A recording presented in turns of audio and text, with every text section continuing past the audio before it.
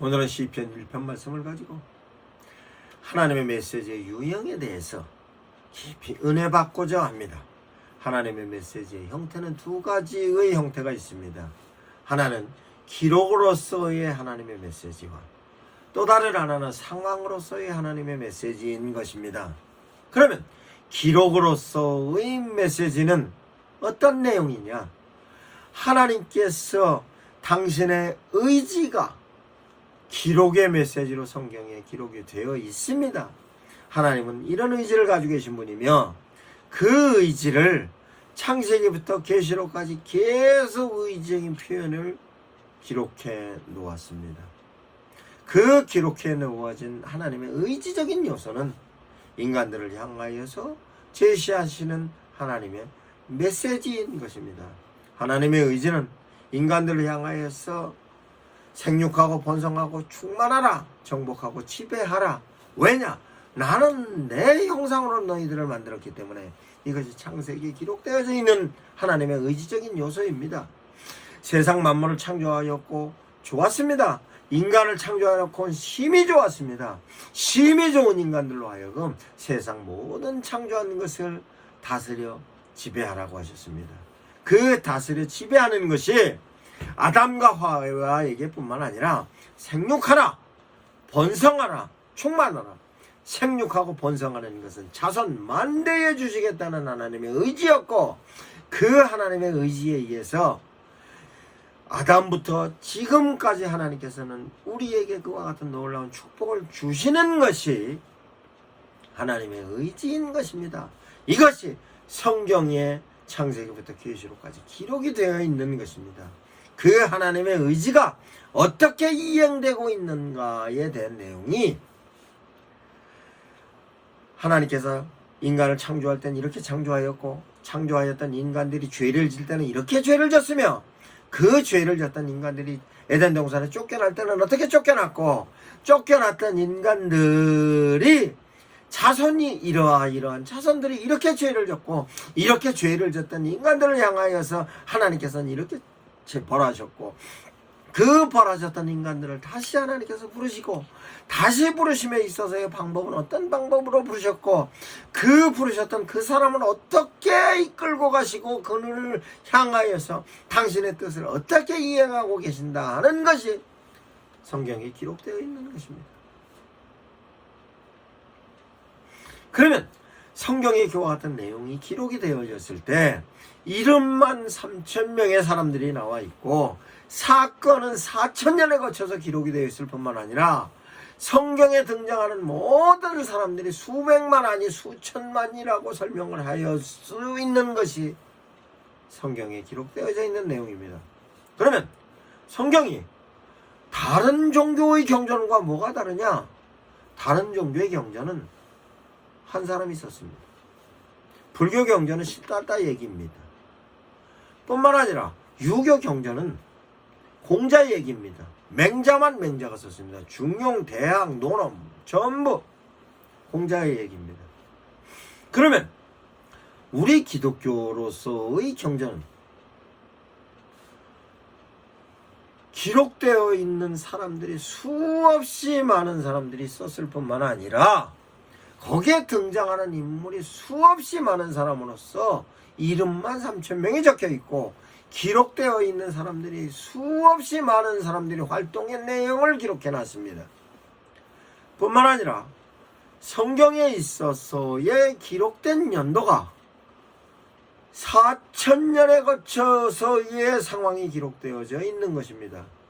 모세가 창세기부터 모세오경을 기록한 것은 BC 1500년이고 그럼 BC 1500년을 거쳐서 BC AD 1세기의 성경이 완성이 되었으면 실제적으로 1600년에 거쳐서 성경이 기록되어졌다는 것을 알 수 있는 것입니다.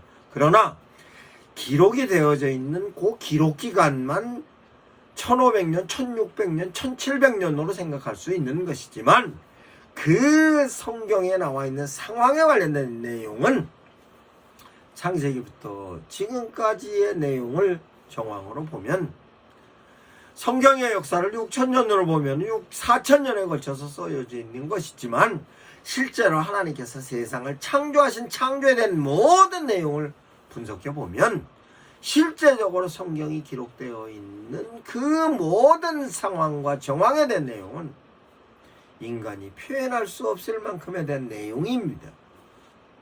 그러면 인간이 갖고 있는 지력이 짧고 인간이 갖고 있는 표현력이 떨어지고 문자가 발명된 때가 그 시대로서로 설명을 하는 것이지, 그러나 하나님께서 이루시는 놀라운 정과 은혜는 인간이 가늠할 수 없는 연도로서 설명을 할 수 있는 것입니다. 그것이 바로 성경이 기록되어져 있는 내용이고, 그 기록되어져 있는 내용은 다른 종교 경전과는 전혀 다른 것입니다. 심지어는 우리 기독교의 성경의 내용과 교리적인 내용을 취합해서 정리한 마호멧 교회의 모슬렘의 코란 역시 마호멧이 혼자 쓴 내용입니다. 그러면 왜 성경이 이렇게 써져 있는가에 대한 내용은 하나님의 은혜로서 쓰여져 있기 때문에 그렇습니다. 그러면 하나님의 메시지는 상황으로서의 메시지와 함께, 하나님의 메시지는 기록으로서의 메시지와 함께 상황으로서의 메시지가 있는 것입니다. 그 상황이 성경에서 상황 그 상황을 이끌어가는 데 대하여서의 하나님의 역사 속에 그 인물을 통하여서 끌어가는 것입니다. 아담으로부터 시작하여 노아로부터 시작하여 등등 여러 가지 많은 사람들이 사건을 이루어갑니다. 그 사건은 교훈적인 내용으로서 본보기가 되는 내용도 있지만 실제로 성경에 있어서 허접한 내용이 너무나 많이 있는 것입니다. 그 허접한 내용이 그렇게 많이 있음에도 불구하고 성경은 가감없이 기록이 되었고, 가감없이 기록된 이유가 바로 하나님의 놀라운 은혜인 것입니다. 그 은혜는 왜 그러느냐? 하나님의 뜻은 성경에 있어서 창세기부터 계시록까지 상황을 통하여 당신의 메시지를 전합니다. 상황을 통하여 당신의 메신저를 통하여서 전하는데, 그 상황은 성경에 만들어진 상황과 현재의 상황은 인간이 살아가는 상황이기 때문에, 하나님이 창조한 인간들에 의해서 만들어진 상황이기 때문에 그 상황이나 지금 상황이나 상황은 유사한 상황으로 돌아가는 것입니다. 그러면 현재의 상황을 어떻게 이해해야 할 것인가에 대한 내용은 성경에서 그 상황을 이해하는 방식이 정리가 되어 있습니다. 즉, 하나님의 메신저들이 이 상황 가운데 하나님의 뜻은 이런 뜻이다라고 얘기할 때 선지자가 기록한 성경의 내용을 가지고 이 상황을 설명하고 있는 것입니다.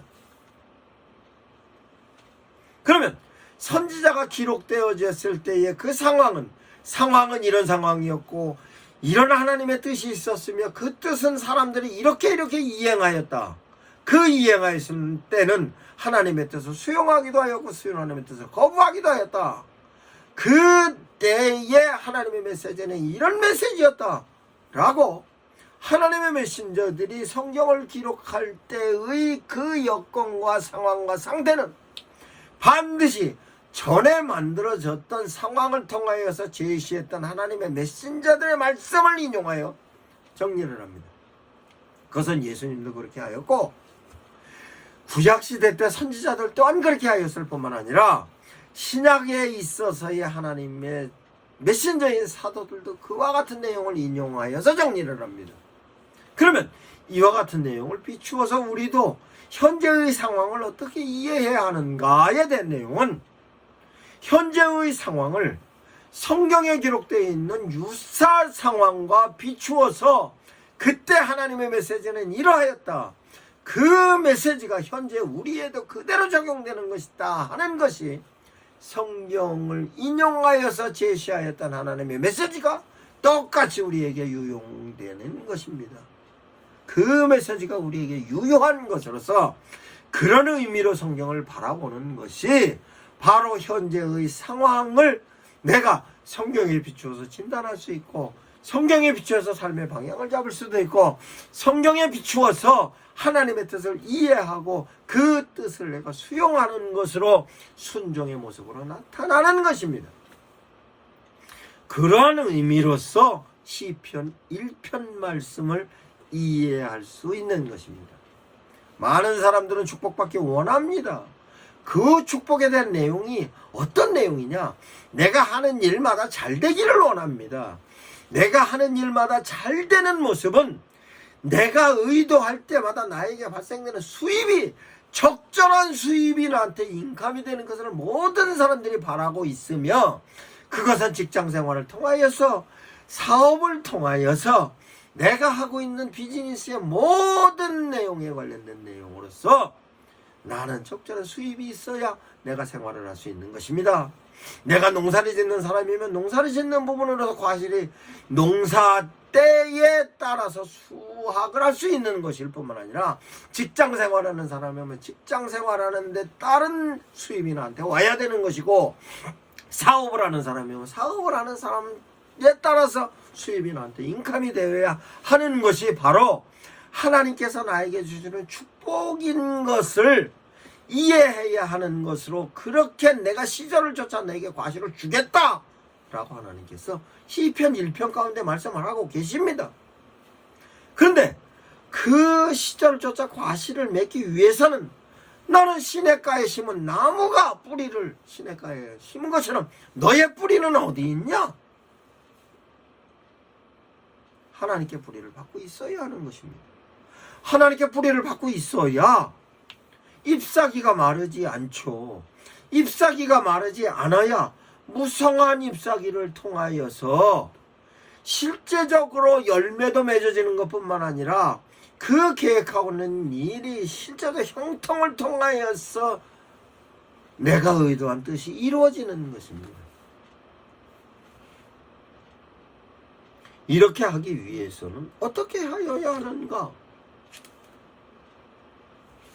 성경에서 말씀합니다. 악인의 길을 쫓지 말아라.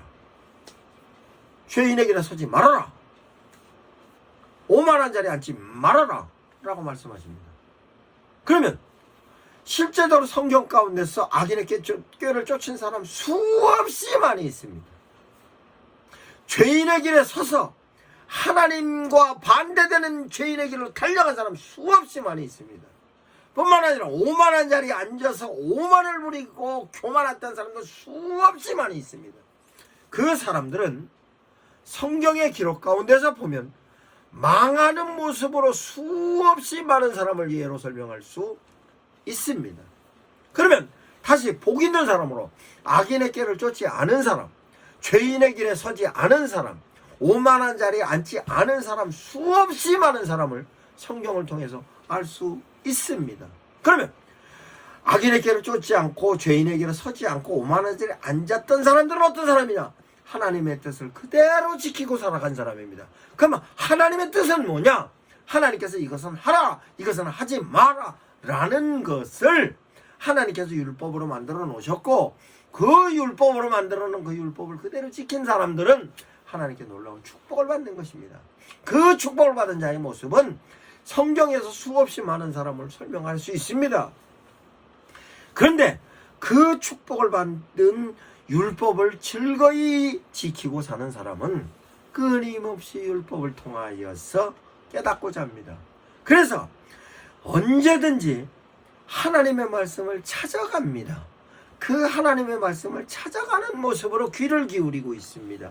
귀를 기울이고 그 귀를 기울임에 있어서의 생각하고 귀를 기울이고 하나님의 말씀을 본다는 얘기가 바로 주야로 하나님의 말씀을 묵상하는 것입니다.